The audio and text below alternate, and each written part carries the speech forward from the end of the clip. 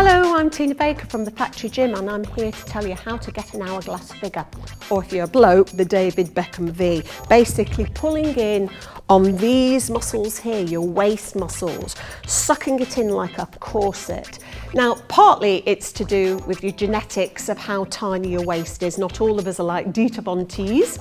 But if you pull your core muscles in, so you're pulling the tummy in, you're standing tall, you're already looking a size smaller. If you add to that some twist, rotation or side bend moves, you're working specifically on the obliques, and they really pull in where my hands are here, overlapping, just like shapewear. So if you do Zumba, you do tons of twisty moves. You really need to warm up properly before you do any twists. I've warmed up already. I teach both Zumba and Zumba Gold. Zumba Gold, we do moves that are a bit slower. Zumba, we do moves exactly the same, a bit faster. Both can work toning wise. If you add arms, a bit like flamenco dancers on some of those moves, you're working the cardiovascular system a little bit more. Heart and lungs, breathing a bit heavier, working a bit more aerobically, because it's no good having a fantastic six-pack and beautiful defined muscles if they're hidden under a layer of chub.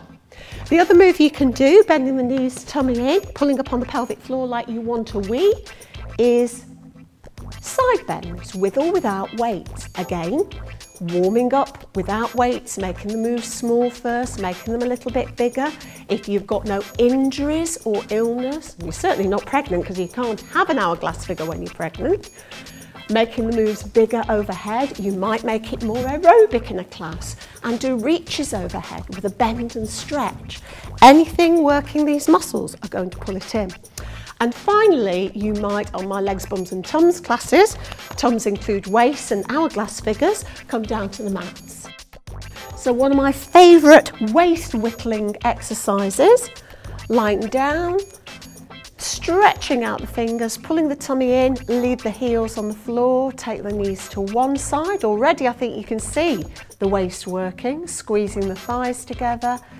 You can exhale as you bring the knees up. Advanced people can do it even harder. Again, talk to your teacher about the safe techniques for this. Keep your back on the floor.